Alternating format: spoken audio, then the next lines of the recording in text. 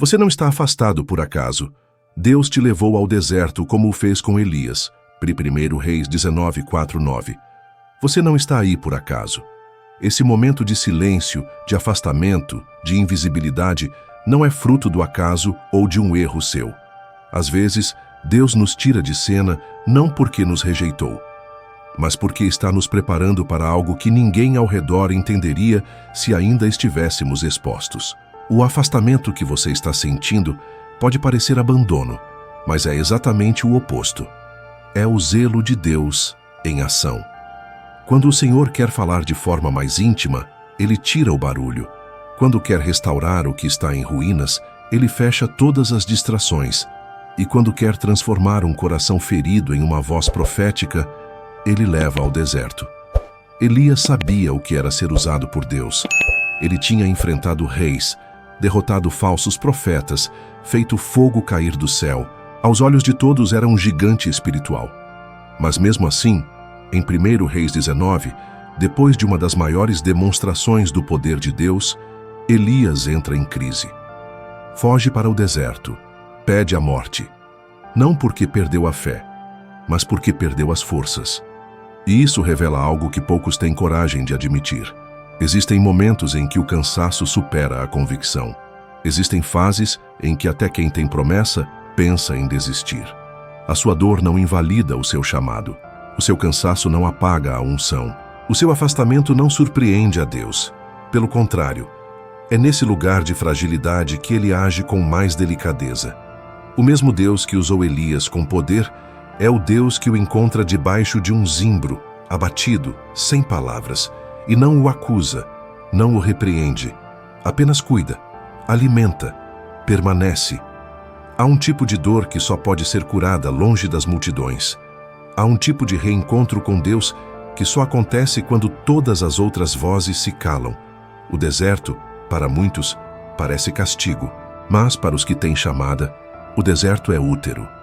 É no silêncio dele que Deus gera uma nova versão de você. Não para te destruir, mas para reconstruir com bases mais profundas. Enquanto você tenta entender por que se sente tão sozinho, o céu já está preparando pão quente na brasa. Enquanto você acha que perdeu o rumo, Deus está redesenhando seu mapa interior. O deserto não é o fim, é o meio entre o colapso e a revelação. É onde você para de tentar provar algo e começa a ouvir o que realmente importa. Elias pensou que tudo tinha acabado, mas foi ali, no lugar onde ele quis desistir, que Deus o renovou e o enviou para a maior missão de sua vida. Essa jornada que vamos fazer agora, através de 1 Reis 19, não é apenas uma análise bíblica. É um espelho, é um chamado. É Deus usando a história de Elias para te lembrar que, mesmo quando você se afasta, Ele continua perto. Que mesmo quando você não consegue mais orar, Ele ainda envia o anjo. Que mesmo quando tudo dentro de você desmorona, Ele está construindo algo maior por trás dos bastidores. Você está pronto para entender o verdadeiro motivo do seu afastamento? Está disposto a olhar para o deserto com outros olhos? Então se prepare, porque o que Deus revelou a Elias, Ele também quer revelar a você. E talvez, ao final deste vídeo, você perceba que não foi o fim, foi apenas o começo de um novo nível de propósito, de cura e de unção. Agora vamos começar a jornada. Quando a fuga não é fraqueza, mas uma oração camuflada. Elias não saiu correndo porque deixou de confiar em Deus. Ele fugiu porque o corpo chegou antes da alma. Em 1 Reis 19:3-4, o texto diz que Elias viu o perigo, levantou-se e foi para salvar a própria vida. Não foi rebeldia, foi sobrevivência. Há momentos em que a fé continua intacta, mas as forças acabam. E isso não transforma um profeta em covarde. Revela que ele ainda é humano. A fuga de Elias não foi um ato contra Deus. Foi um grito silencioso dizendo: eu cheguei ao limite. Existe um tipo de oração que não sai pela boca. Ela sai pelos pés. Quando você não consegue mais falar, você se afasta. Quando não consegue mais explicar, você se cala. Quando não consegue mais sustentar expectativas, você foge. E Deus entende essa linguagem. O Senhor não pergunta a Elias por que ele fugiu. Ele o encontra onde ele está. debaixo de um zimbro, cansado, desejando morrer, dizendo: basta, toma agora, ó Senhor, a minha vida. 1 Reis 19:4. Isso não é incredulidade, isso é exaustão espiritual. Há pessoas que se sentem culpadas por quererem sumir por um tempo. Acham que isso é sinal de pouca fé, mas a Bíblia mostra que até os mais usados por Deus passaram por esse ponto de ruptura. A fuga, em muitos casos, não é rejeição do chamado. É o corpo tentando proteger a alma antes que ela se quebre de vez. Elias não fugiu de Deus. Fugiu da pressão, da ameaça, do peso acumulado que ninguém percebeu enquanto ele estava sendo forte demais para si mesmo. Deus não se ofende com a sua retirada. Ele se preocupa com o que te levou até ela.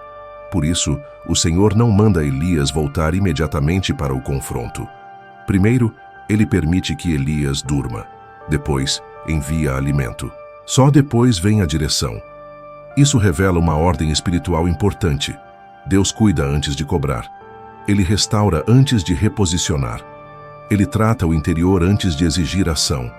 A fuga de Elias se transforma no cenário onde Deus começa um processo de cura profunda.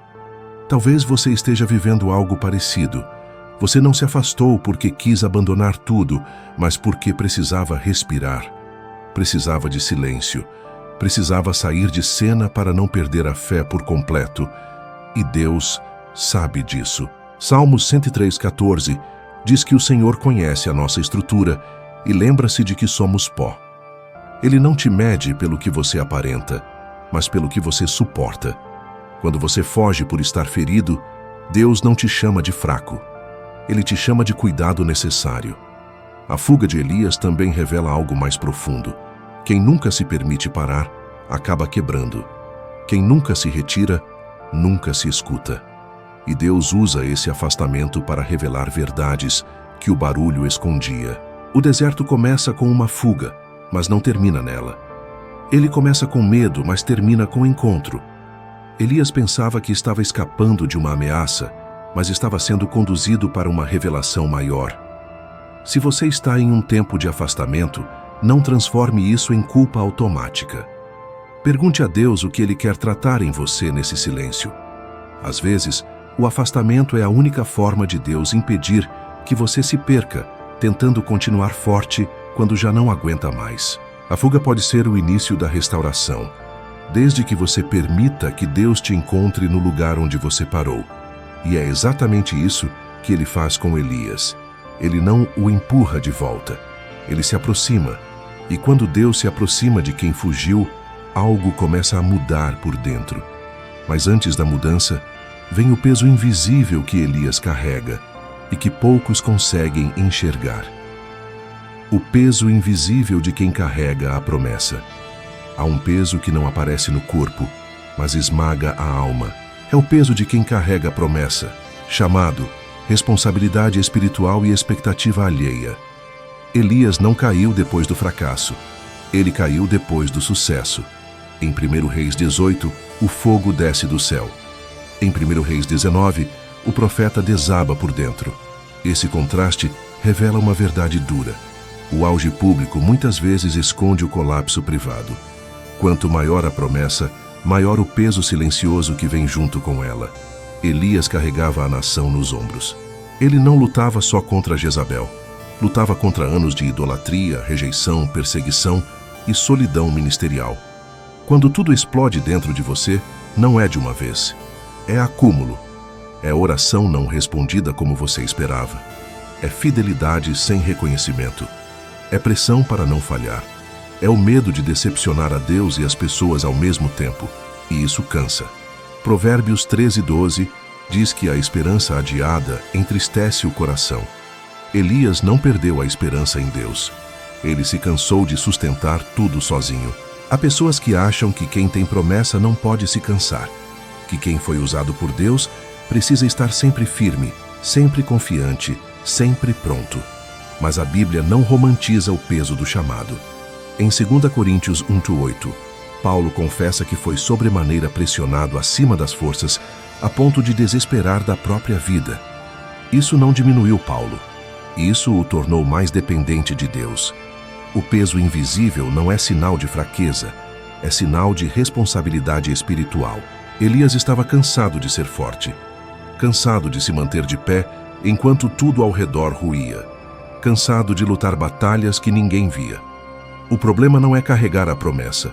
O problema é quando você tenta carregar a promessa sozinho. Deus nunca chamou ninguém para suportar o peso do propósito sem o sustento da presença. Por isso Jesus diria mais tarde: "Vinde a mim todos os que estáis cansados e sobrecarregados, e eu vos aliviarei." Mateus 11, 28. O alívio não vem quando o peso some, mas quando ele é dividido com Deus.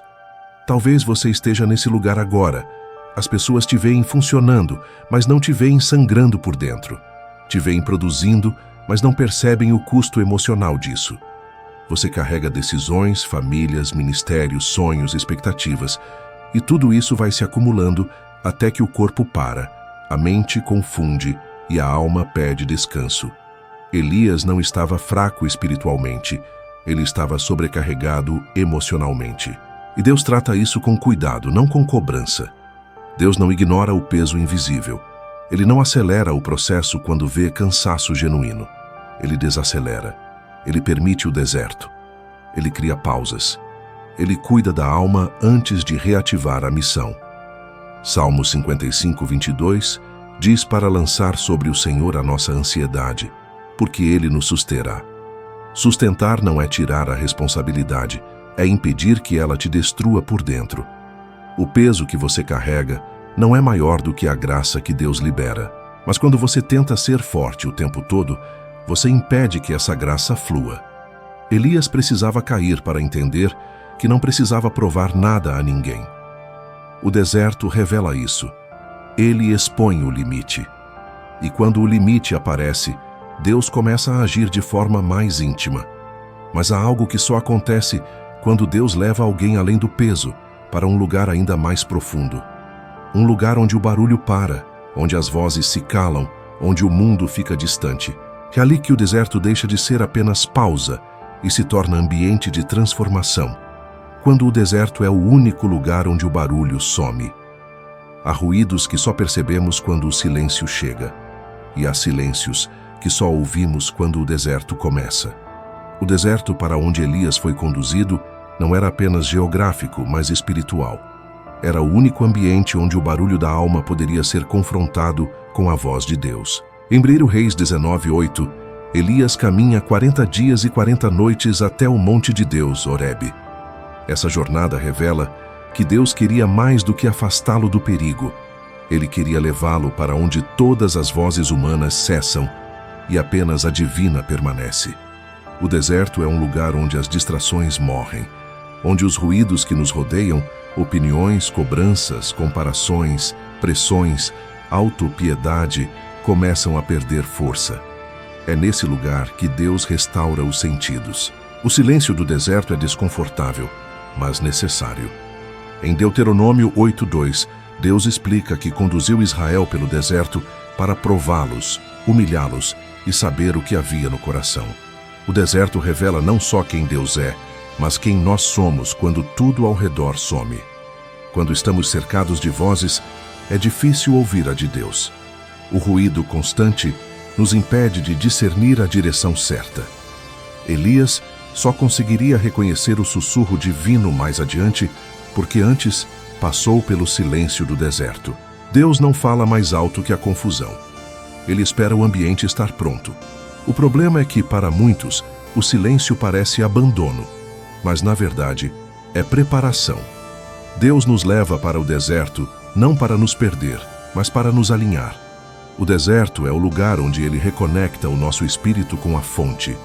É ali que a alma cansada começa a respirar de novo. É onde os pensamentos acelerados desaceleram, onde as feridas ganham nome, onde a fé deixa de ser performance e volta a ser relacionamento. O deserto é onde Deus desconstrói a imagem do profeta forte para restaurar o homem vulnerável. Elias caminhou sozinho por 40 dias, mas não estava perdido. Ele estava sendo guiado por um silêncio pedagógico. O tempo que parece inativo aos nossos olhos é muitas vezes o tempo mais produtivo para o céu. Isaías 30:15 diz que, na tranquilidade e na confiança, estaria a vossa força. Mas o mundo moderno despreza a quietude. Quer movimento, palco, resultado, visibilidade. Deus, porém, trabalha em silêncio. Suas sementes germinam em silêncio. Seu sustento chega no anonimato. Sua voz amadurece no recolhimento.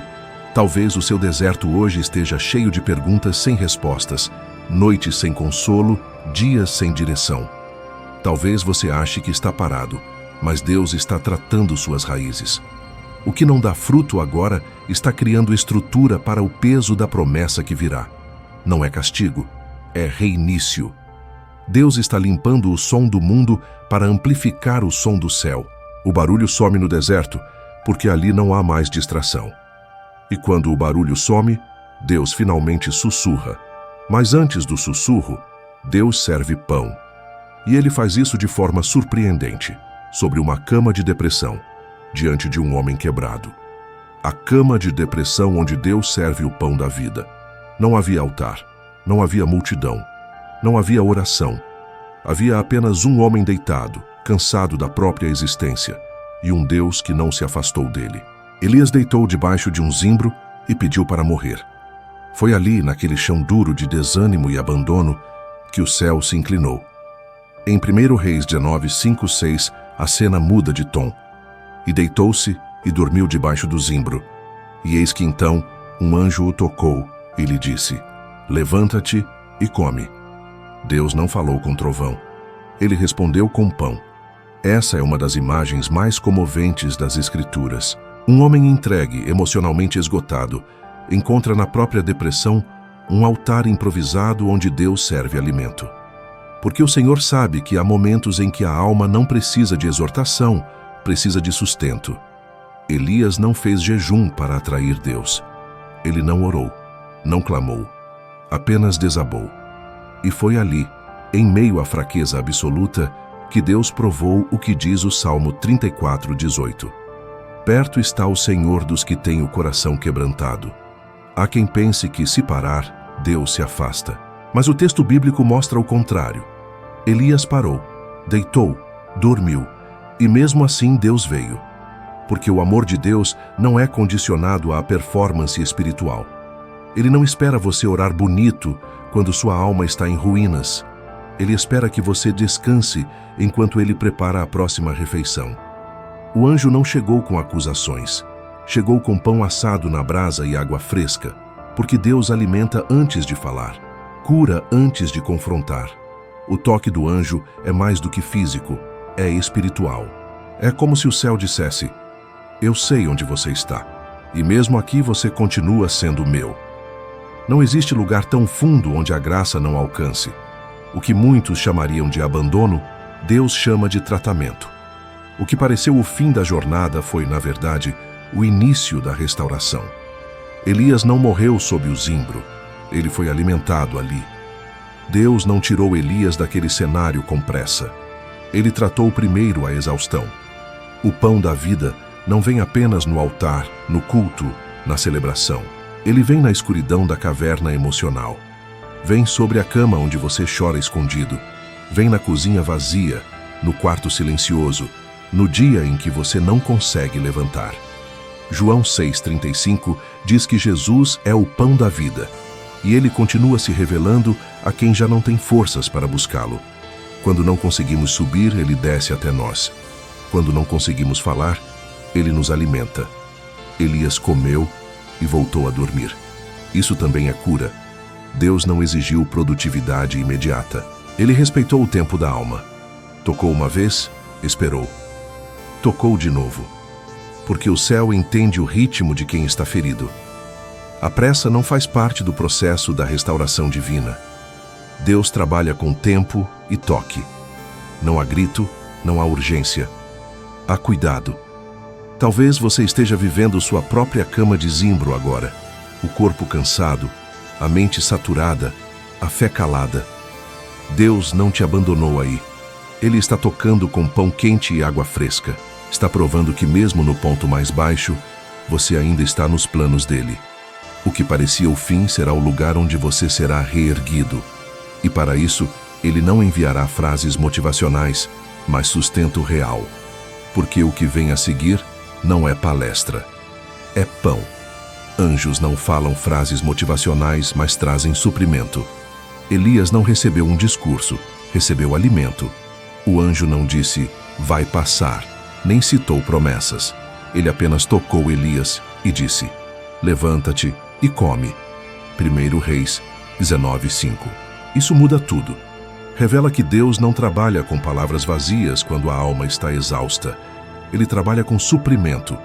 A linguagem do céu não é sempre feita de respostas, mas de sustento. Às vezes, o silêncio de Deus está recheado de provisão.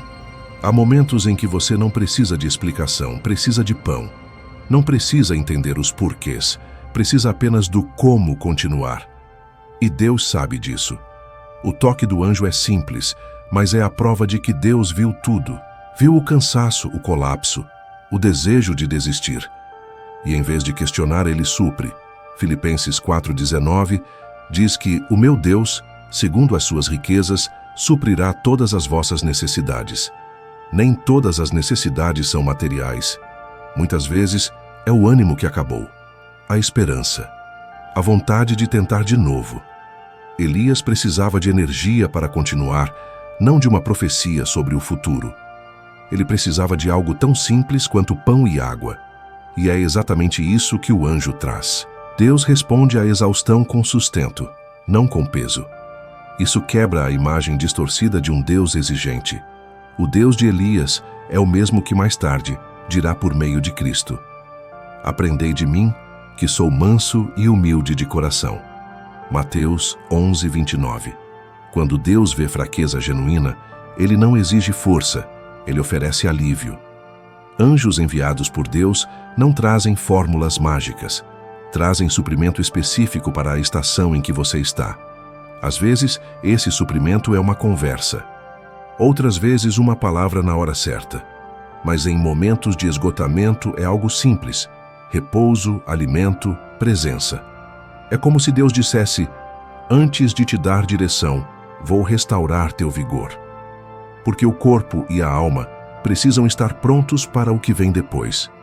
Elias não se levantou animado. Ele se levantou sustentado. Isso é diferente. Há dias em que você não levanta cheio de fé, mas com forças suficientes para não parar. E isso já é milagre. O toque do anjo não foi para despertar empolgação. Foi para manter Elias vivo. Quando o céu te toca dessa forma, não é para te colocar no palco, mas para garantir que você sobreviva ao processo.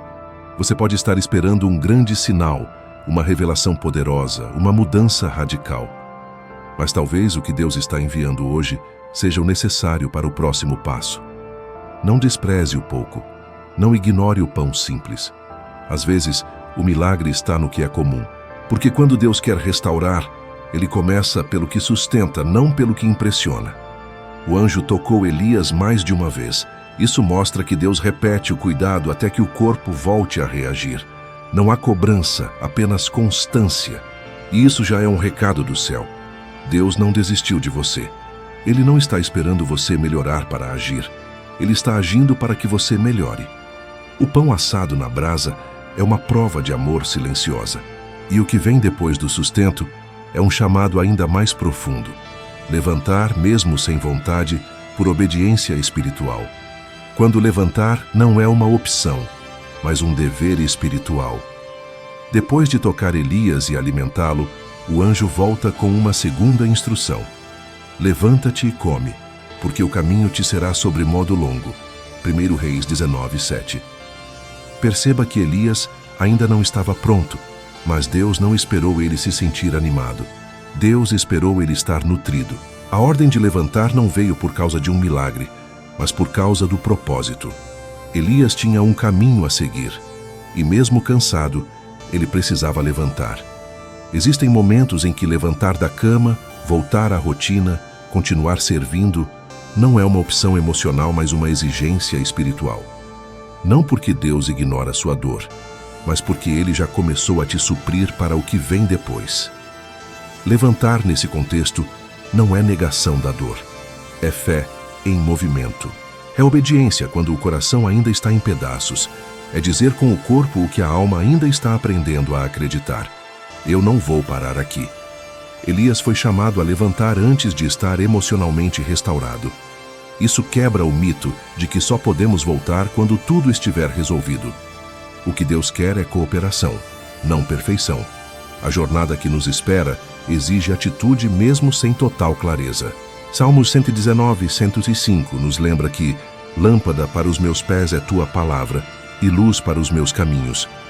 Uma lâmpada ilumina passo a passo, não todo o percurso. Deus mostra o próximo movimento e espera que você obedeça. Levantar-se, neste ponto, não é um ato físico apenas. É uma decisão espiritual.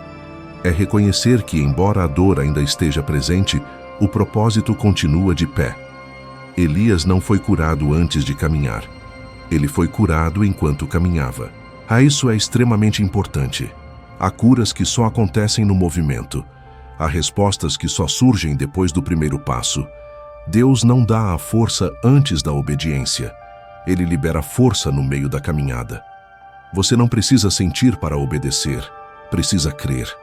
Elias não discutiu com o anjo, não questionou a lógica da ordem. Ele apenas se levantou.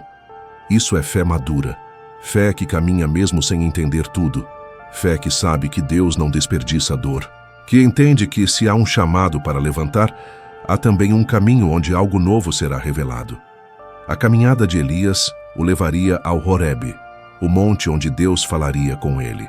Mas se ele não tivesse obedecido naquela manhã cansada, nunca teria chegado lá.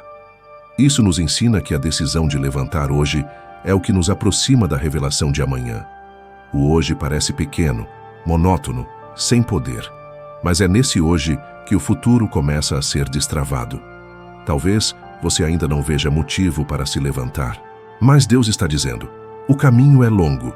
Em outras palavras, você ainda não terminou. Sua história ainda tem capítulos a serem escritos. O que Deus começou em você não será interrompido pela sua dor, porque Ele mesmo está no controle do processo. Levantar é dizer: eu confio que esse deserto não é meu fim, é meu ponto de transição. E quando você se levanta, mesmo sem entender, mesmo com lágrimas nos olhos, você está dizendo ao mundo espiritual: eu ainda pertenço a Deus. Isso muda tudo, porque o próximo passo não será mais sozinho, e o silêncio que te acompanhava será o solo onde a voz de Deus vai ecoar pela primeira vez de maneira transformadora. A solidão não é evidência de abandono, mas de escolha divina. Elias caminhou 40 dias e 40 noites até chegar ao Monte Horebe. Ele não foi acompanhado por discípulos, amigos ou servos. Ele foi só. E essa solidão não era acaso, era escolha divina. Deus precisava falar com Elias sem interferências. O silêncio do deserto preparou o cenário, mas a solidão abriu espaço para a intimidade. Porque há coisas que Deus só revela no isolamento. E quando Ele quer tratar profundo, Ele tira tudo que é superficial. Muitas vezes confundimos solidão com rejeição. Achamos que estar longe de tudo e todos é sinal de que Deus nos abandonou. Mas o texto mostra outra realidade. Elias estava caminhando exatamente para onde Deus o queria. O isolamento não era castigo, era direção. E isso muda a perspectiva. O que parecia distanciamento era, na verdade, condução. Em João 6,15, Jesus também se retira sozinho para o monte, depois de um grande milagre. Ele afasta até os discípulos. Isso nos ensina que até o Filho de Deus buscava momentos de solidão como estratégia espiritual. O silêncio fala, o vazio comunica, e a ausência de pessoas ao redor abre espaço para a presença de Deus dentro. A solidão dói porque nos força a encarar o que evitamos. Sem distrações, tudo se intensifica. As feridas, os medos, os pensamentos. Mas é nesse ambiente cru que o Espírito Santo encontra espaço para curar. Deus não divide o coração com o barulho. Ele sussurra onde só há silêncio. E esse sussurro é sempre transformador. Isaías 30, 21 diz que os teus ouvidos ouvirão uma palavra atrás de ti, dizendo: este é o caminho, andai por ele. Mas para ouvir essa palavra, o ambiente precisa ser esvaziado. Elias estava acostumado com barulho, do povo, dos profetas de Baal, da ameaça de Jezabel. Agora Deus o conduz para o contrário, ausência total, não para puni-lo, mas para que ele ouça o que nunca tinha escutado antes. A solidão é muitas vezes um convite divino para uma conversa mais íntima. Não há plateia, não há reputação a sustentar, não há expectativa humana a carregar. Só você e Deus. Talvez você esteja sentindo esse tipo de solidão. Um afastamento inexplicável. Convites cessaram, amizades esfriaram, portas se fecharam. Tudo parece mais silencioso do que nunca. Mas e se for Deus? E se Ele estiver te conduzindo para um lugar onde a única voz audível será a dele? E se Ele estiver te separando para curar o que a correria escondia? O deserto de Elias é um tipo de útero espiritual. Um ambiente onde coisas novas serão geradas, mas onde primeiro é necessário se desconectar. Deus tira antes de entregar, remove antes de restaurar, silencia antes de falar. E quando Ele fala, não é grito, é sopro. Mas esse sopro só é percebido por quem não está cercado de barulho. Você não está só, está separado. E isso é diferente. Separado para algo maior. Separado para ouvir algo que mudará sua rota. Separado para perceber que sua identidade não vem do que faz, mas de quem pertence. A solidão é o eco do chamado que está prestes a ser refinado. E quando você começa a aceitar que o isolamento não é abandono, mas preparação, o silêncio já não assusta. Ele passa a ser resposta, porque agora você entende. O que parece inatividade é Deus organizando o invisível. E logo, nesse ambiente silencioso, Ele vai falar algo que transformará completamente a sua visão sobre a própria história. Sua história não acabou. Ela está no capítulo do silêncio. Quando Elias chega ao monte de Deus, ele não recebe aplausos, nem um novo cenário triunfante. Ele entra numa caverna e passa ali a noite, em silêncio. Em 1 Reis 19:9 está escrito: Ali entrou numa caverna e passou ali a noite, e eis que a palavra do Senhor veio a ele. O texto é claro. Primeiro veio a caverna, depois veio a palavra. Primeiro vem o silêncio, depois vem a revelação. A caverna não é o fim da história de Elias, é apenas o novo capítulo, aquele em que Deus começa a reescrever o roteiro a partir de dentro. O silêncio de Deus não é a página em branco que anuncia o fim, é a pausa entre um parágrafo e outro. É a respiração do autor antes de escrever algo que, se fosse apressado, sairia raso. Abacuque 2.3 afirma que a visão ainda está para se cumprir, que se tardar, espera-o, porque certamente virá e não falhará. Essa aparente demora de Deus é o capítulo do silêncio. Não é um cancelamento, é um intervalo. Deus não perdeu a caneta da sua história. Ele apenas está escrevendo algo que exige tempo. Elias, dentro da caverna, poderia facilmente concluir que tudo acabou. Ele está escondido, longe do palco, distante das grandes manifestações de poder. Nenhuma fogueira cai do céu agora. Nenhum povo se dobra. Não há barulho de vitória. Apenas escuridão, cansaço e um profeta que pensa que sua narrativa chegou ao limite. É exatamente nessa sensação de fim que Deus entra e fala. Isso mostra que a história não acaba quando você acha que acabou. Ela acaba quando Deus decide encerrar. E enquanto Ele continua falando, ainda existe continuidade. Salmos 41 diz que Davi esperou pacientemente no Senhor, e Ele se inclinou e ouviu o seu clamor. A espera não é estática. Ela é cheia de movimento do céu, ainda que você não perceba na terra. Enquanto Elias pensa que está parado dentro da caverna, Deus está aproximando a sua presença. Enquanto tudo parece suspenso, o céu está se inclinando. Lamentações 3:26 reforça que bom é esperar e ter esperança na salvação do Senhor. Esse é o tipo de capítulo que ninguém gosta de ler, mas que todos precisam atravessar.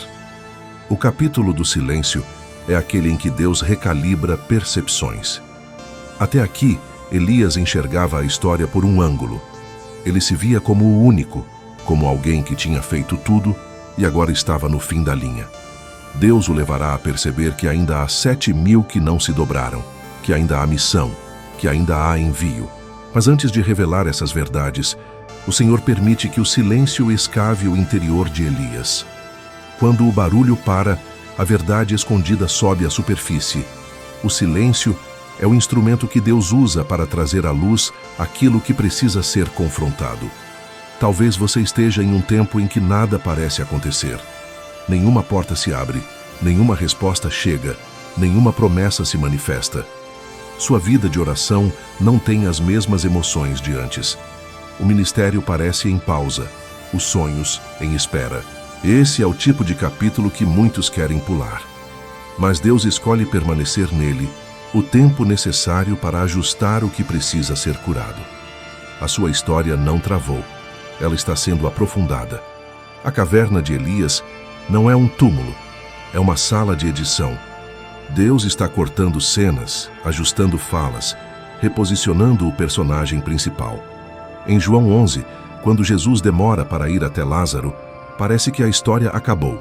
Mas Jesus deixa claro que aquela enfermidade não era para a morte, e sim para a glória de Deus.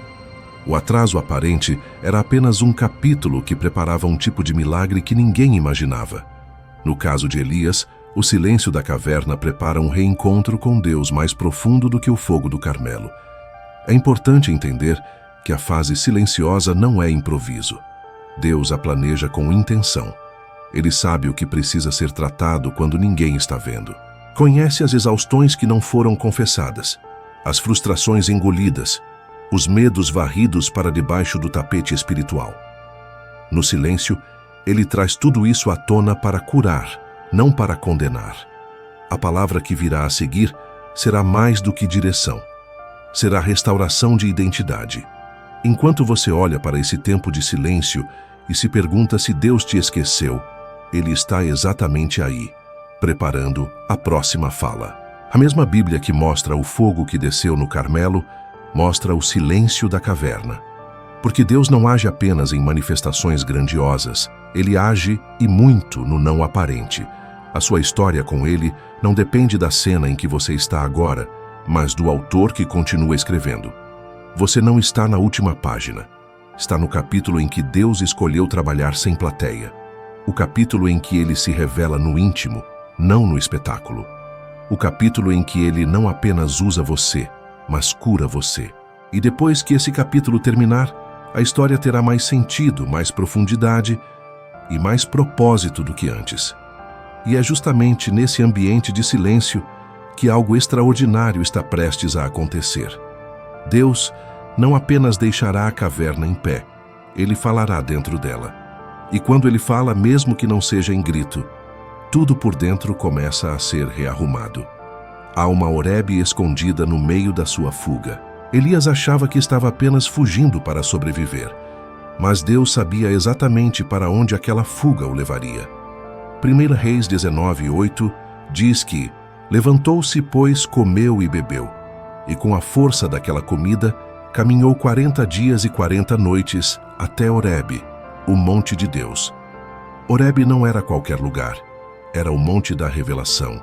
O mesmo cenário em que Moisés viu a sarça arder em Êxodo 3 e onde Israel recebeu a lei em Êxodo 19. Em outras palavras, o homem que pensava estar correndo do problema estava, na verdade, sendo conduzido para o lugar do encontro. Isso muda completamente a forma como enxergamos a fuga de Elias. Ele não estava vagando sem rumo. A mão de Deus estava por trás de cada passo. O deserto não era um território aleatório.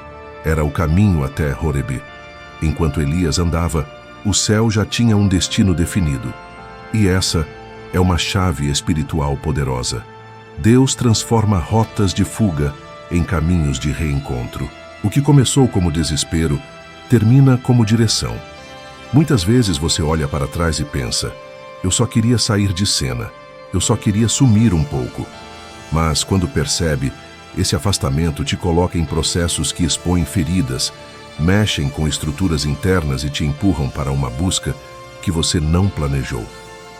O Espírito Santo pega esse movimento de retirada e o redireciona para o monte de Deus na sua história. Nada se perde quando Deus está no controle da jornada. Horebe é o lugar onde Deus se revela de forma marcante.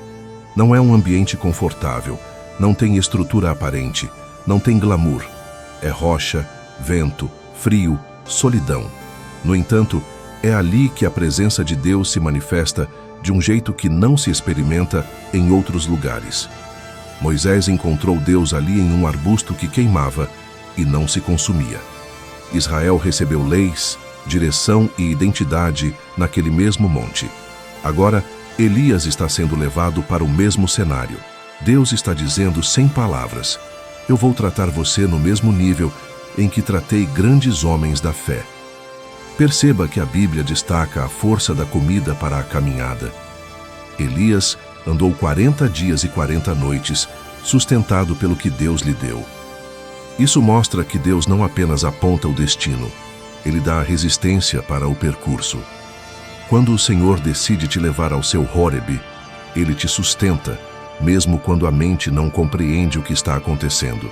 Você não caminha por motivação humana, mas pela força de um sustento espiritual que te empurra para a frente quando você mesmo já teria parado. Talvez você esteja no meio de um processo que não escolheu. Mudanças, perdas, afastamentos, portas fechadas, desligamentos. Tudo isso te fez andar por caminhos que parecem estranhos e incômodos. Mas e se esse percurso estiver te levando ao seu monte de Deus?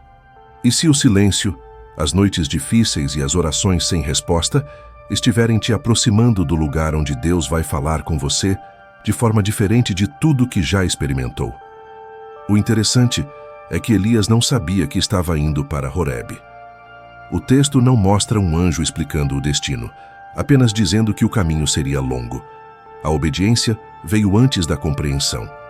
A revelação só viria depois da caminhada. Isso continua valendo hoje. Há temporadas em que você só sabe que precisa continuar. Não faz sentido, não tem mapa, não tem previsão. Você só sabe que parar não é uma opção. É nesse tipo de obediência que Deus esconde Horeb. Horeb simboliza o lugar onde Deus alinha a visão. Moisés saiu daquele monte com uma missão de libertação. Israel desceu de lá com uma aliança firmada. Elias, depois desse encontro, sairia com novas direções, novos nomes para ungir, nova perspectiva sobre si mesmo. Deus não te leva ao monte apenas para te consolar. Ele te leva para redefinir seu papel, seu olhar e sua rota. O deserto esvazia. Horeb reenquadra. Quando você entende isso, começa a perceber que nada na sua trajetória é aleatório. Romanos 8:28 declara que todas as coisas cooperam para o bem daqueles que amam a Deus. Não são apenas as vitórias que cooperam, são também as fugas, as pausas, as crises, as noites caminhando sem entender. É tudo junto sendo usado por Deus para te conduzir ao ponto onde a voz dele será mais clara. Talvez o que você chama de fase perdida seja, na verdade, o corredor para o seu Horeb. Talvez essa sequência de dias silenciosos, desorganizados e estranhos esteja te empurrando para o lugar onde Deus vai te reposicionar. O que parece atraso pode ser realocação. O que parece desvio pode ser rota secreta. O que você interpreta como fuga, o céu chama de caminho. O Horeb de Elias estava escondido no meio de sua exaustão. O seu também pode estar. É por isso que o deserto não pode ser medido só pela dor que causa, mas pelo destino que prepara. E quando você chega ao monte de Deus, descobre que Ele não te conduziu até ali à toa. Ele trouxe você para um encontro decisivo. Um encontro em que Ele não se revelará apenas em sinais fortes, mas em algo muito mais íntimo, um sopro quebrado, uma voz que não grita, mas que muda tudo por dentro. O sopro quebrado de Deus, a voz que não grita. Quando Elias chega ao monte de Deus, seria natural esperar um espetáculo. Ele tinha visto fogo cair do céu em 1 Reis 18. Tinha presenciado manifestações poderosas e públicas da glória de Deus. Mas agora, em 1 Reis 19:11-12, o Senhor escolhe agir de forma diferente. Vem um grande e forte vento que fendia os montes e despedaçava as penhas, mas o Senhor não estava no vento. Depois um terremoto, mas o Senhor não estava no terremoto. Depois um fogo, mas o Senhor também não estava no fogo. E depois do fogo um sussurro suave, uma voz mansa e delicada. É nesse som quase imperceptível que Deus se revela a Elias. Isso é profundamente revelador. Deus não repete o método do Carmelo. Ele muda a forma para tratar a alma do profeta. O Elias que precisou de fogo diante da nação, agora precisa de um sussurro diante de Deus. O vento, o terremoto e o fogo falam de manifestações externas, impressionantes, que mexem com o ambiente. O sussurro fala de algo interno, íntimo, que mexe com o coração. Deus está dizendo a Elias que, a partir daquele momento, o que o sustentará não será o barulho do poder, mas a profundidade da presença. O sopro quebrado de Deus não é um grito. É uma voz que quase se perde se houver distração. É a voz que se discerne na quietude, na vulnerabilidade, na entrega. Em João 10, 27, Jesus afirma que as suas ovelhas ouvem a sua voz. Não diz que elas veem fogo ou sentem terremotos. Diz que reconhecem a voz. O deserto e o Horebe foram o processo que Deus usou para afinar a audição espiritual de Elias. Agora, ele precisaria aprender a viver guiado, menos pelo impacto e mais pela intimidade. Muitas vezes, buscamos sinais fortes porque a alma está insegura. Queremos vento, terremoto, fogo. Queremos algo que quebre tudo ao redor e prove que Deus está conosco. Mas na vida real, a maior parte das mudanças profundas não acontece em explosões, e sim em sutilezas. Deus fala pelo texto bíblico que se abre em um versículo específico, pela paz que invade, sem explicação, pelo incômodo santo que não deixa você insistir em uma direção, pelo conselho que chega na hora exata, pelo silêncio que pesa no coração quando o caminho está errado. Esse é o sopro quebrado de Deus. O sussurro de Deus exige proximidade. Para ouvir alguém que fala baixo, você precisa chegar perto, precisa se inclinar, ajustar o ouvido, calar outros sons. É isso que o deserto faz. Ele reduz o volume do resto para aumentar a sensibilidade à voz do Senhor. Salmos 46:10 ordena: aquietai-vos e sabei que eu sou Deus. Não diz apenas para saber, diz para aquietar primeiro. A revelação vem depois da quietude. O conhecimento da pessoa de Deus se aprofunda quando a correria perde espaço. O interessante é que Deus escolhe não estar no vento, no terremoto e no fogo naquele momento. Ou seja, ele poderia se manifestar nesses elementos, mas decide não fazê-lo. Para Elias, essa decisão tem um propósito pedagógico. O profeta precisava entender que não viveria de experiências extraordinárias constantes, mas de relacionamento contínuo. O mesmo Deus que um dia envia fogo, em outro dia envia apenas um sussurro. E esse sussurro vale tanto quanto o fogo, porque o valor não está na forma, e sim em quem fala. Talvez você esteja esperando Deus gritar com você, mostrar um sinal visível, fazer algo que ninguém possa negar. Mas pode ser que Ele esteja apenas sussurrando. Pode ser que a resposta que você tanto pede já tenha vindo, mas em um tom mais baixo do que você esperava. A voz suave que pede para você parar. O impulso discreto que direciona uma mudança de rota. A sensação clara, porém tranquila, de que é hora de descansar ou de recomeçar. O Espírito Santo é chamado de Consolador em João 14,16, não de agitador. Ele se move com firmeza, mas também com mansidão. Quando Elias cobre o rosto com o manto ao ouvir o sussurro, ele reconhece que aquela forma de manifestação é tão sagrada quanto qualquer outra. Ele entende que Deus não precisa fazer barulho para ser Deus, e que a cura que ele precisa naquele momento não viria com espetáculo e sim com conversa. O sussurro de Deus quebra as defesas, desarma as justificativas, alcança o coração cansado sem esmagá-lo. Ele não vem para assustar, vem para reposicionar. Esse é um ponto-chave da sua jornada também. Deus usou momentos de impacto na sua vida, mas agora pode estar te chamando para algo mais maduro. Menos dependência de sinais, mais confiança na voz. Menos ansiedade por respostas rápidas, mais descanso em uma direção que se discerne no secreto. A profundidade da sua caminhada não será medida pelo tanto de experiências fortes que você teve, mas pela capacidade de obedecer a uma voz que nem sempre grita. E quando Deus sussurra, Ele não apenas consola, Ele começa a fazer perguntas, não porque não saiba as respostas, mas porque quer que você enxergue o que está escondido dentro de você. O sopro suave prepara o coração para um diálogo que vai direto ao ponto. E é justamente isso que acontece com Elias. Depois do sussurro, vem uma pergunta que muda tudo. Quando Deus não te responde, mas te pergunta, depois do vento, do terremoto, do fogo e do sussurro, algo acontece que revela a profundidade do jeito de Deus tratar corações quebrados. Em 1 Reis 19, 9 e 13, a mesma cena se repete. Depois de Elias entrar na caverna, a palavra do Senhor vem a ele e diz: "Que fazes aqui, Elias?" Deus não começa dando uma explicação, não entrega um plano detalhado, não responde às questões que o profeta trazia no peito. Deus pergunta. E essa pergunta não é falta de resposta. É a forma mais profunda de resposta que alguém pode receber. Quando Deus pergunta, "Que fazes aqui?", Ele não está em dúvida sobre o que está acontecendo. Deus não tem falta de informação. Ele conhece o caminho, as motivações, as dores, os medos. O que Ele está fazendo é algo diferente. Está convidando Elias a se ouvir. Está fazendo o profeta colocar para fora o que está guardado. A pergunta de Deus funciona como um espelho. Não é para informar o céu, é para revelar o coração na terra.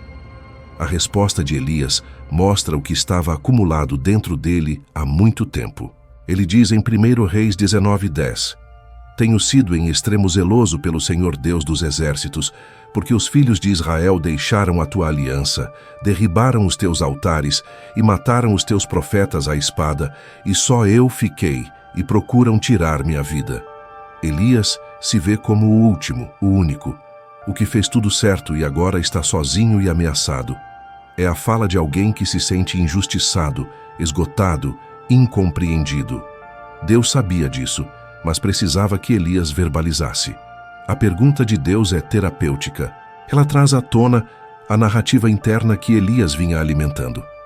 Todos nós temos narrativas internas, jeitos de interpretar o que vivemos, histórias que contamos a nós mesmos sobre quem somos, sobre o que Deus faz ou não faz, sobre o que as pessoas são para nós.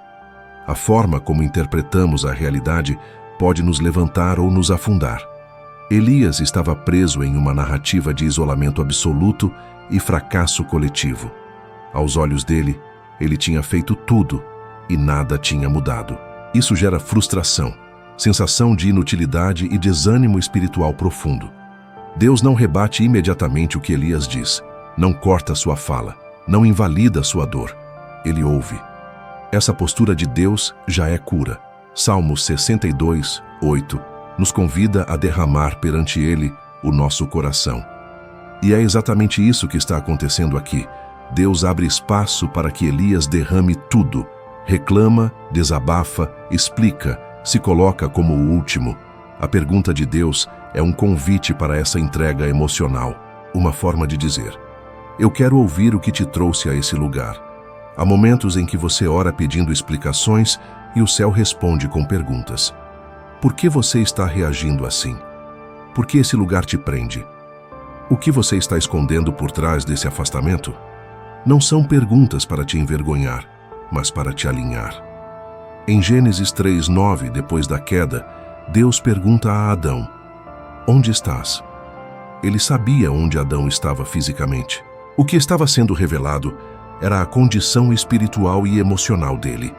Em Marcos 10:51, Jesus pergunta a um cego: "Que queres que te faça?" Ele sabia do que o homem precisava, mas o levou a declarar: as perguntas de Deus sempre têm propósito. Quando Deus te pergunta, Ele está mexendo na raiz, porque a resposta que você dá revela mais do que fatos, revela percepções, e muitas vezes é exatamente essa percepção que precisa ser transformada. Com Elias, Deus iria em breve corrigir a narrativa de que ele estava só, revelando que ainda havia 7.000 que não haviam se dobrado a Baal. Isso mostra que a visão de Elias estava distorcida pela dor. E é isso que a pergunta de Deus vai trabalhando. Ele deixa a dor falar para depois mostrar a verdade. É possível que hoje você esteja esperando que Deus explique tudo de uma vez. Por que essa porta se fechou? Por que esse relacionamento acabou?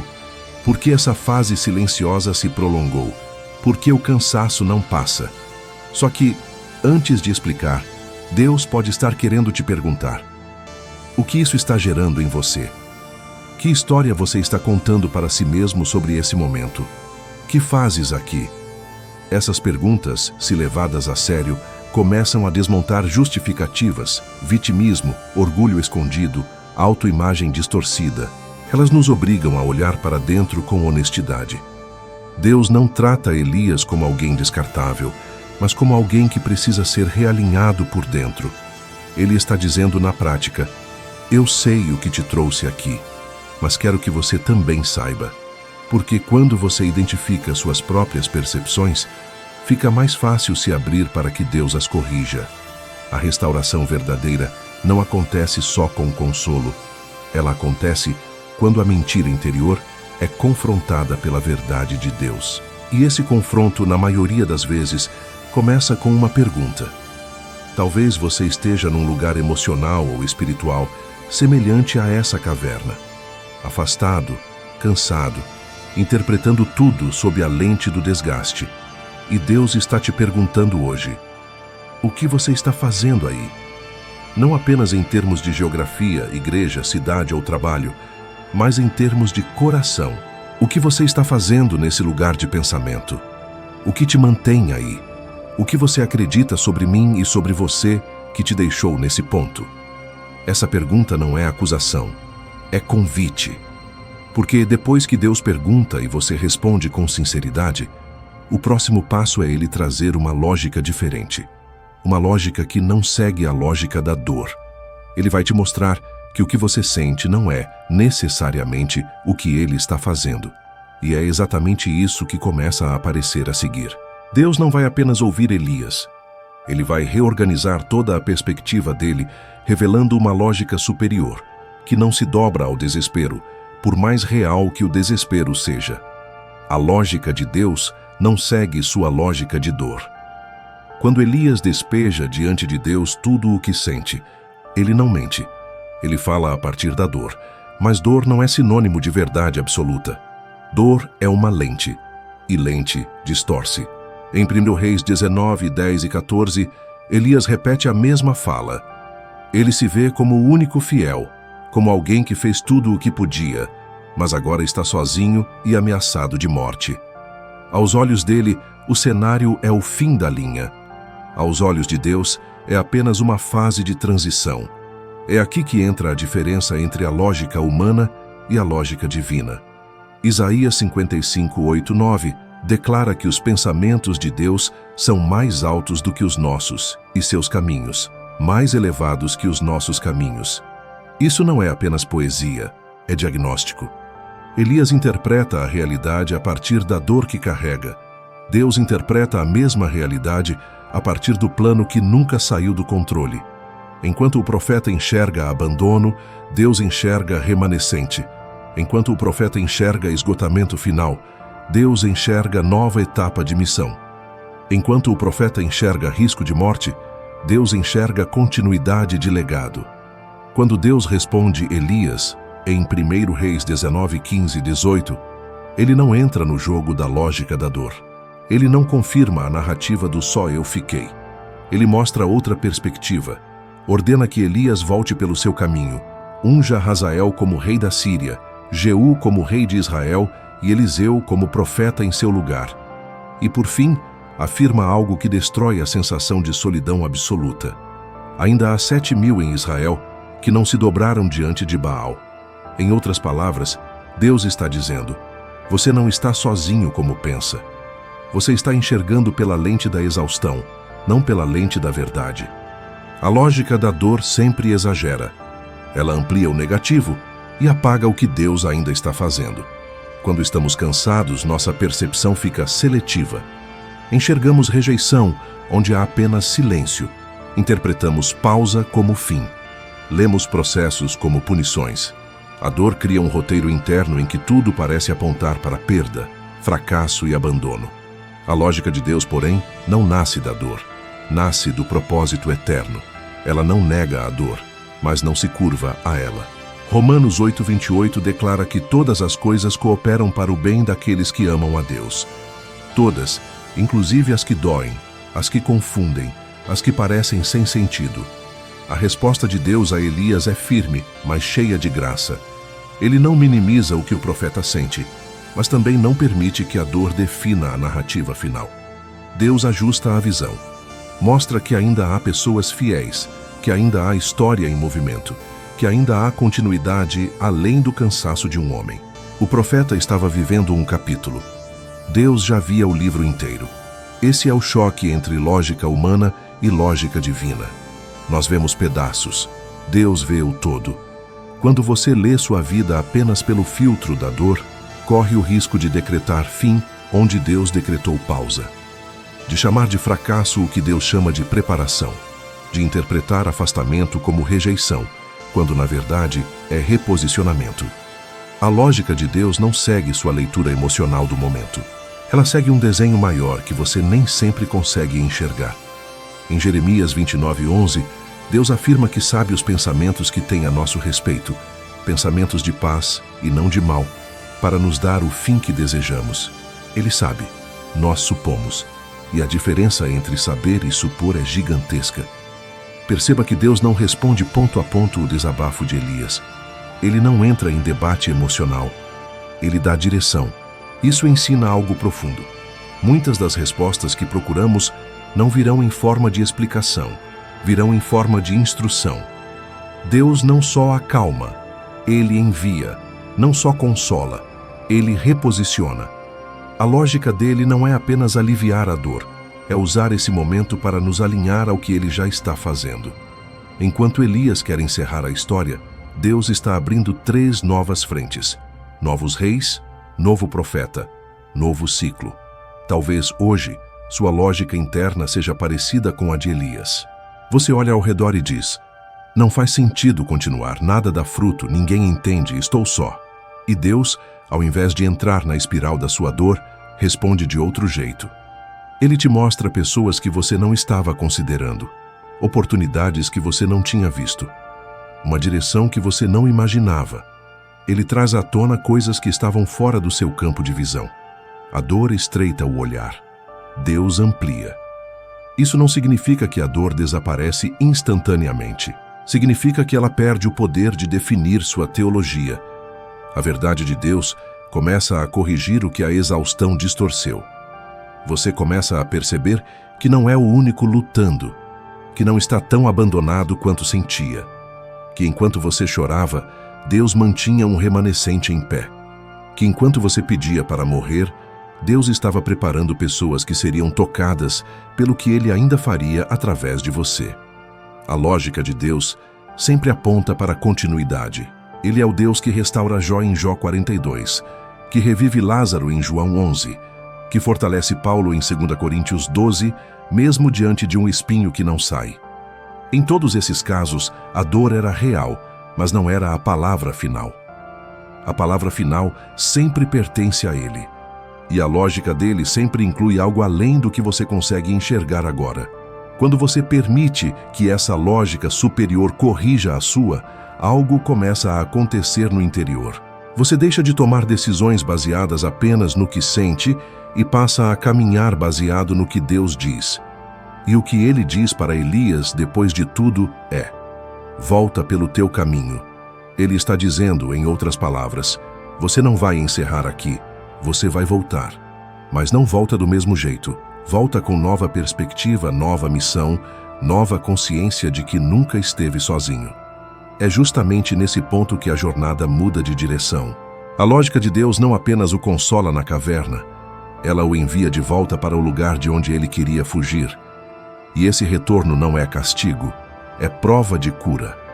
O caminho de volta será o teste que mostra que o deserto cumpriu seu papel dentro de Elias.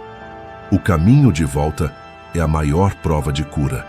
Quando Deus fala com Elias depois de ouvi-lo e corrigir sua visão, a próxima ordem é clara e forte. Vai, volta pelo teu caminho para o deserto de Damasco. 1 Reis 19:15. O mesmo profeta que fugiu agora é enviado a voltar. O caminho de volta não é apenas geográfico, é emocional e espiritual.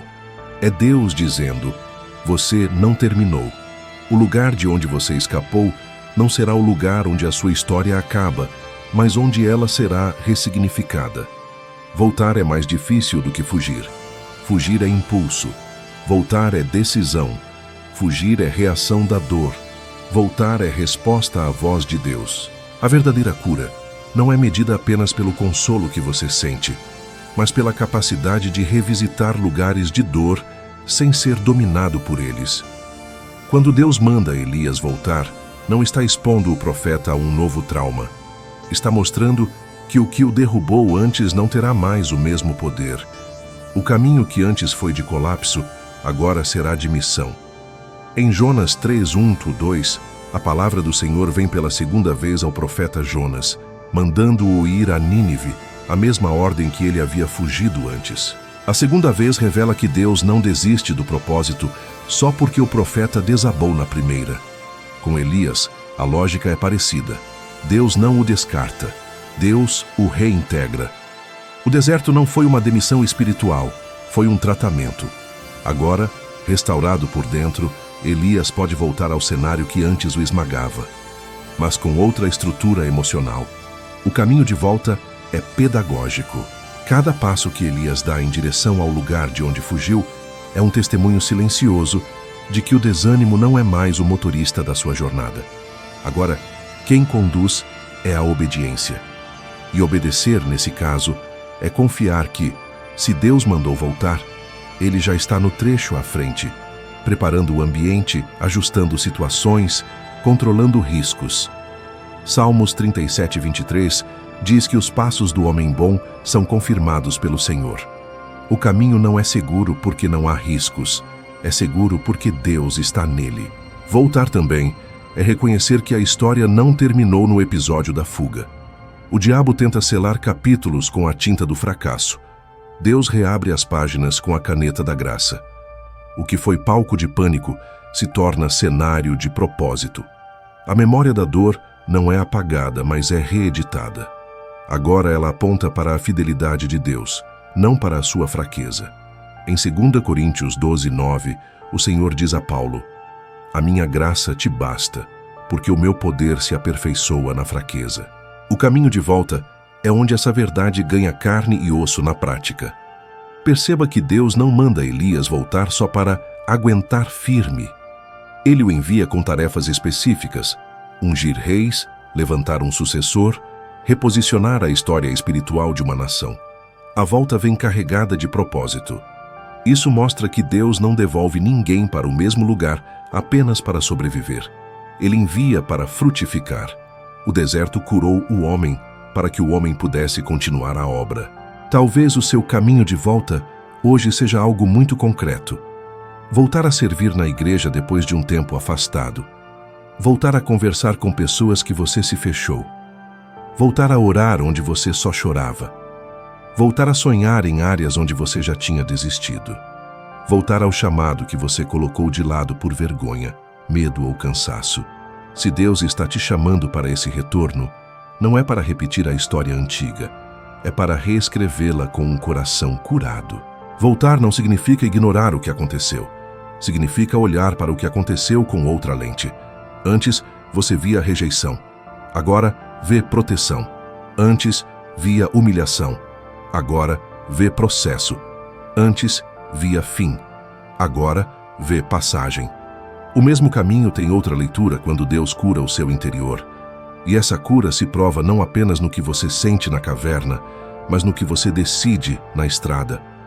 O mais forte de tudo é entender que Deus não te manda voltar sozinho.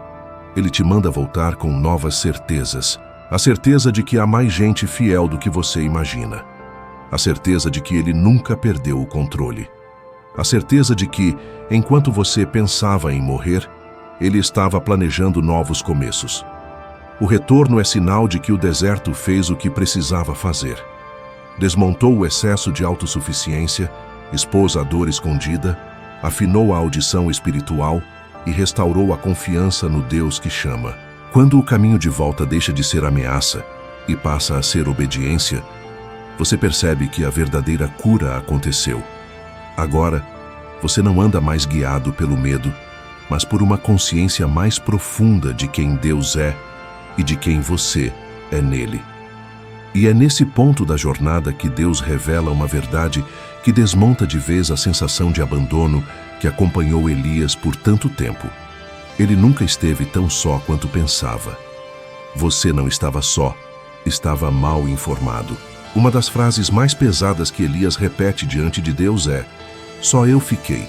1 Reis 19, 10 e 14. Ele está convencido de que é o último fiel, o único que permanece de pé. O resto já caiu, falhou, desistiu. A solidão para ele não era só geográfica, era teológica e emocional. Ele realmente acreditava que estava sozinho na batalha. E é nesse ponto que Deus derruba com uma única frase toda a narrativa de isolamento que o consumia. "Também conservei em Israel 7.000, todos os joelhos que não se dobraram a Baal." 1 Reis 19, 18. Em outras palavras, Elias, você não estava só. Você estava mal informado. A dor cria uma espécie de filtro sobre a nossa percepção. Sob pressão, a mente começa a selecionar o que enxerga. O que é ruim ganha mais volume, o que é bom parece diminuir.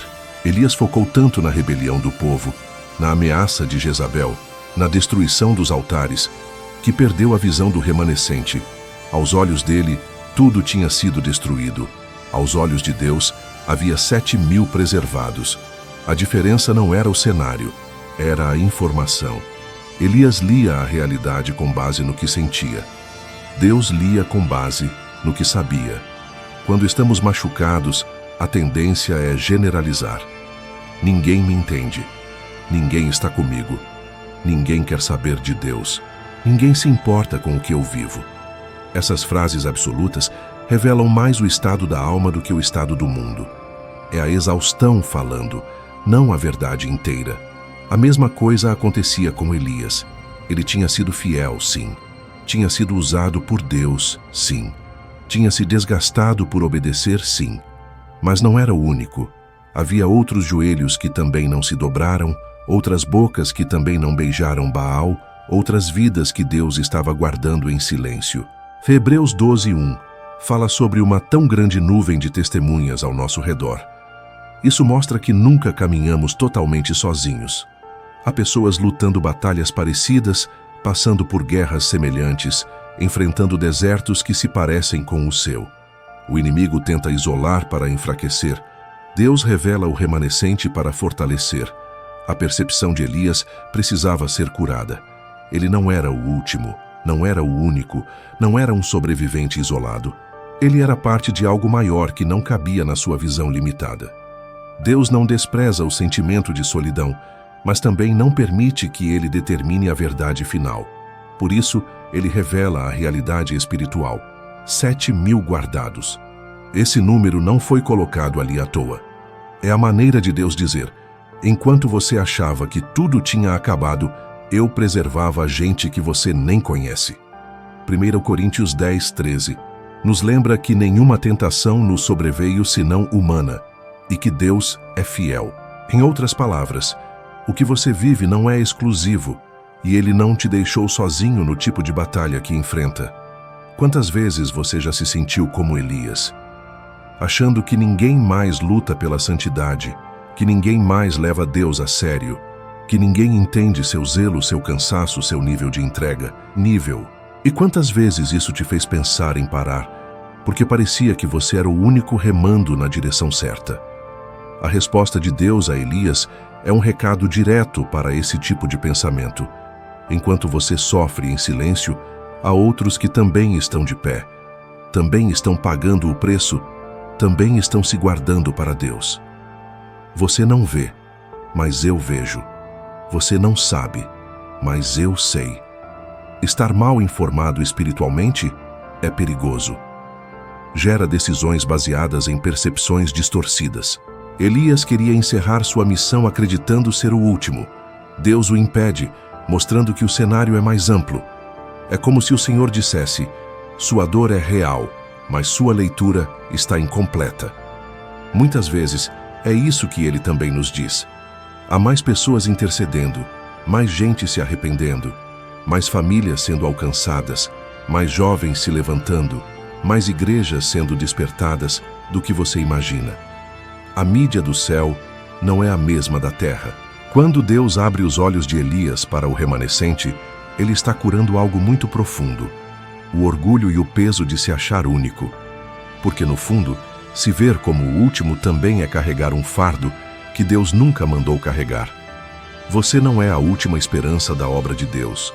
Você é parte do que Ele está fazendo. Isso tira a pressão, mas também quebra a vaidade espiritual escondida.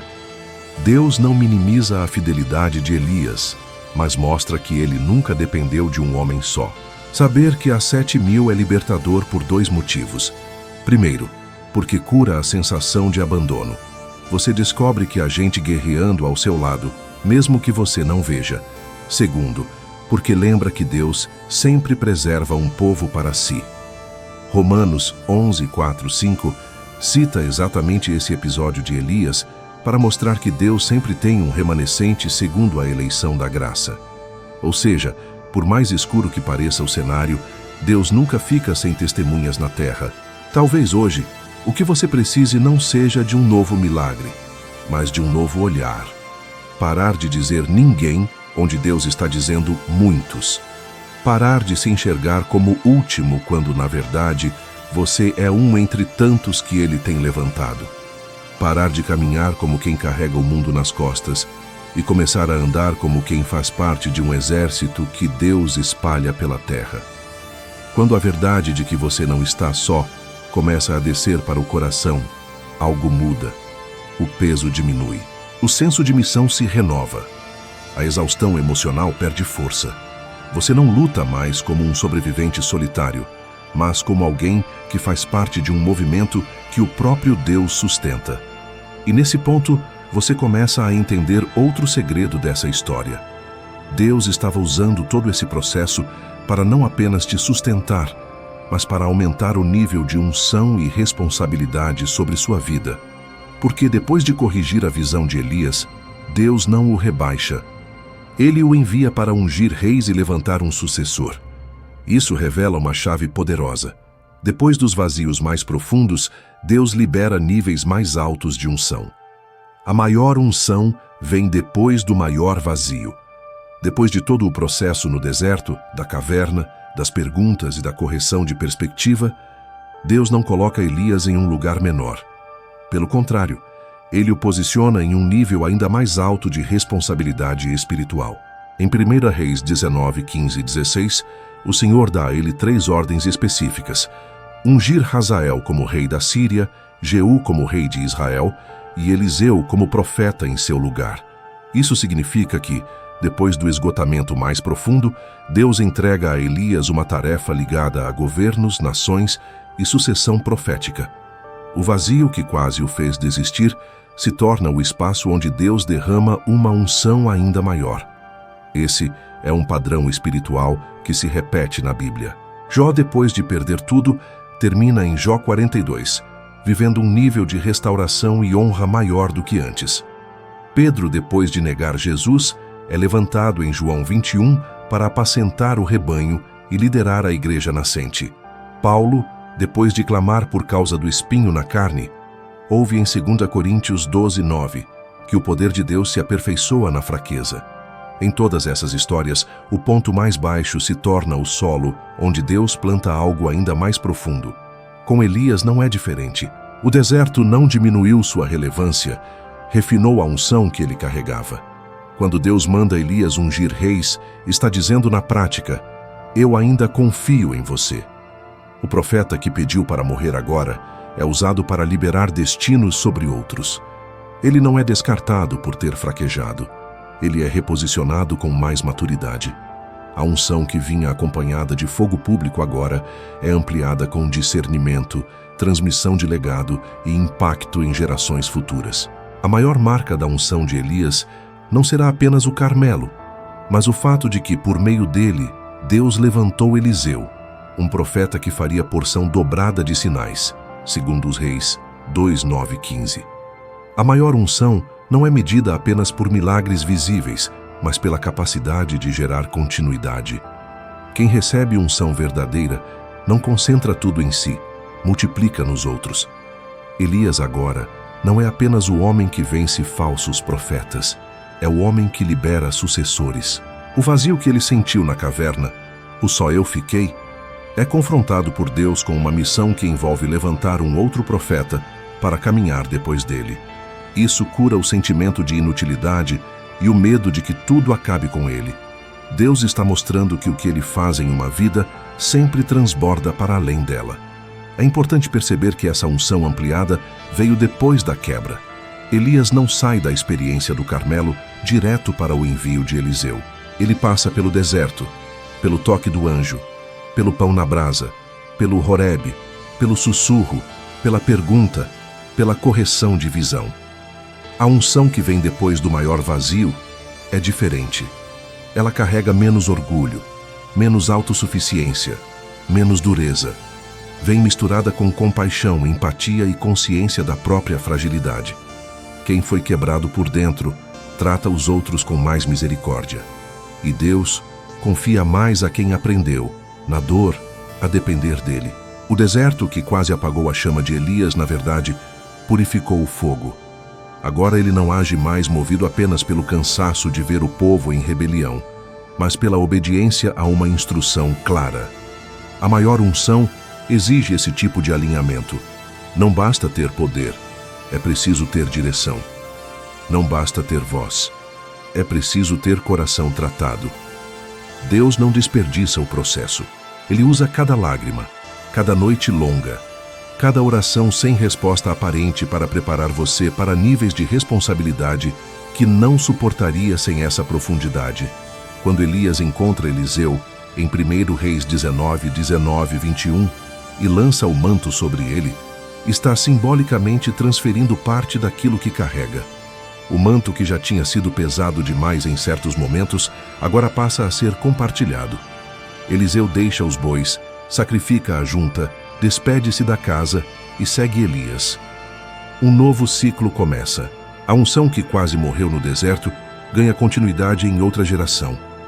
O vazio de um profeta cansado se transforma no ventre de um ministério ainda mais amplo. Esse é um recado direto para você. O ponto mais fundo do seu cansaço não é o fim da sua história com Deus. Pode ser exatamente o lugar onde Ele está preparando um aumento de unção sobre sua vida. Unção para influenciar pessoas que você ainda nem conhece. Unção para tocar casas, ministérios, ambientes, cidades. Unção para discipular, para restaurar, para levantar outros que hoje estão onde você já esteve, debaixo do zimbro, pedindo para parar. Quem foi ao limite com Deus e foi restaurado por Ele, carrega algo diferente na voz. Não fala de teoria, fala de sobrevivência. Não fala apenas de promessas, fala de processos. Joel 2:25 traz uma promessa que se encaixa nessa jornada: restituir-vos-ei os anos que foram consumidos. Deus não devolve só coisas, Ele restaura tempos, fases, propósitos.